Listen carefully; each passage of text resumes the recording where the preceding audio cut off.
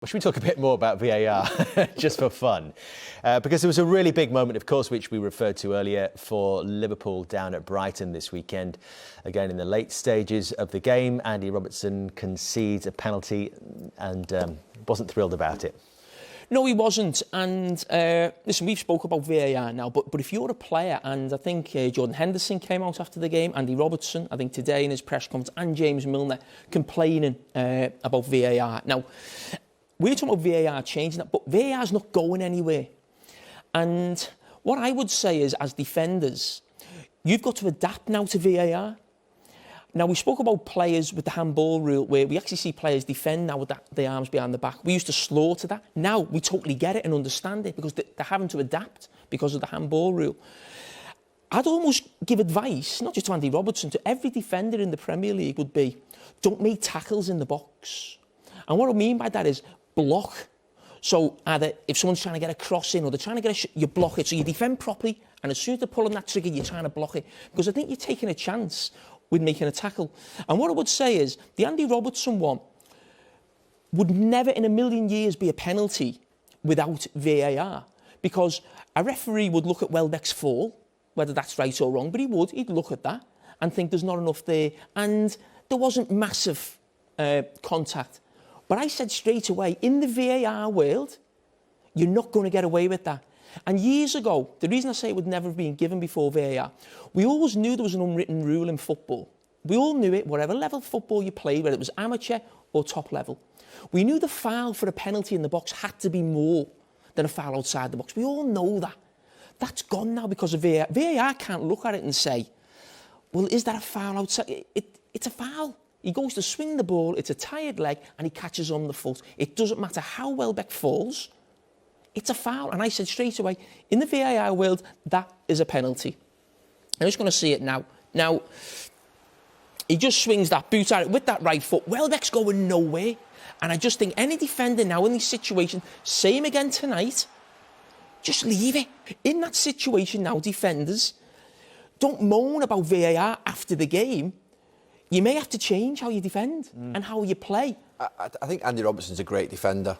And I think even he, when he looks it back, thinks he'll probably look at it like that. I would if I was looking at it like that, you know, just swinging his leg like that in the box, knowing that Welbeck, he could clash with him. It was a little bit rash. I think the problem we've got is that there's inconsistency of argument always with VAR. So that's a goal that's been created because of VAR. The goal for Fulham tonight has been created because of VAR. So we're adding goals as well as taking them away. We should make that point. I mean, my thing in that situation, we're both defenders. And more often than not, you hear people almost defend, you know, you talk about the goalkeepers' union. So maybe we're in the defenders' union. I can honestly tell you, every situation I look at that, I always blame the defender, and I always put myself in the position. I'd think to myself, you idiot, got done there. It was the same with other ones. The Salah one got criticised, and that's why I think Liverpool should be very careful in saying that's not a penalty. You can't have the Salah one against West Ham and then say that's not a penalty. I thought Salah's was a penalty because I think, what's the defender doing? It's absolutely Where do you daft. feel this bar is now? Because a lot of our briefings with the PGMOL have been around clear and obvious error. Was that one case in point? I don't think it was. I think if the referee hadn't give that and he said it's not a clear and obvious error, I don't think there'd been too much talk about it. For me, it's just whether it's a foul or not. I don't know where this line is. You know, who decides if something's clear and obvious, and how do you decide if it's not? You know, how low does it go before you say that's not clear and obvious? For me, it's just, is it a foul or not? And that for me, some people think it isn't. Well, that's what I'm saying is that for me, if it's outside the box, is a foul. It is. If that was on the halfway line, you just say a foul, you get it on it. Because it's a penalty, it feels so much bigger. And that goes back to my point about also, before that. I think if Andy Robertson had kicked him like that and his shin, it wouldn't even be questioned. It's because it's the end of his foot. And it actually sort of comes past it. I think that's, again, something of a consideration. Let's have a look at the Fulham one. Was that a clear and obvious error? As you say, that was just added a crucial goal. I thought it was a penalty. My first thing is, again, defenders don't make tackles or challenges like that in the box. He's going nowhere. Say, go on, beat me. Stand up and block the cross. It's absolutely daft. And my position on this will always be to almost side with the attacker and think the defender as Roy Keane called someone an idiot. Honestly, if I made mistakes like that, which I did make mistakes like that, I would be furious with myself. Exactly. And it happened during my career where you go in and you just think, oh, what have I done? Your ego takes over. You just got to stand clear of it. Let him shoot sometimes. It's hard. It's a difficult thing as a defender to think, I've got to let the player shoot. Sometimes you have to let the player shoot. You have to let him go because it's just if the risk of a penalty is too great. You just have to do it, but it's difficult sometimes, particularly if you're emotional. If you've made a mistake before, if you're in the wrong position, you try and correct it. You've just somehow got to compose yourself, and it's not easy. But the best defenders make the least mistakes. You watched Thiago Silva in that game yesterday. He never broke sweat. He never went to ground. The best defenders don't go to ground. They're not making rash challenges.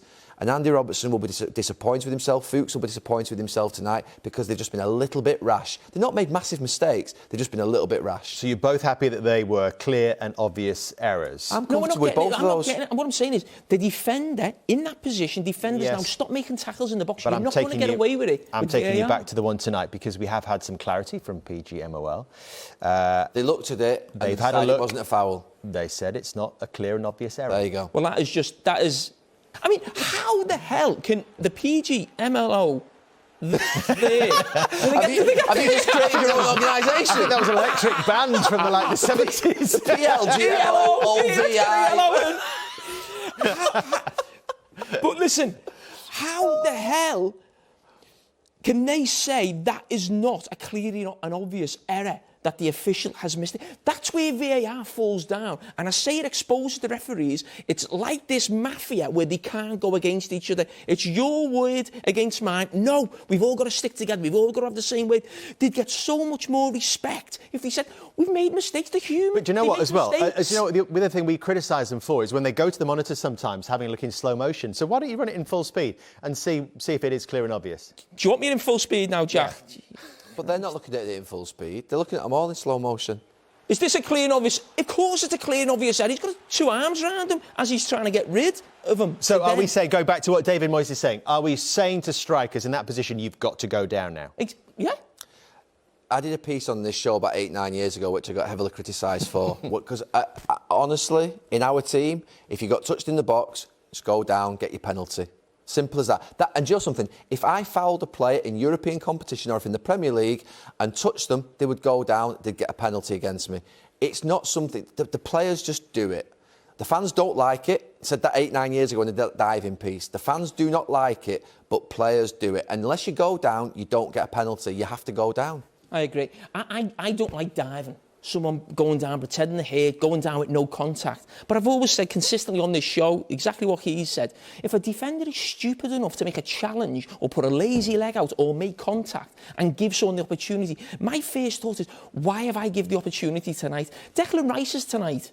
Pulls his shirt. You might say, it wasn't that much. David Moyes said that. Declan Rice said that. But the referee's behind him. What are you doing? Why give him an opportunity to give it?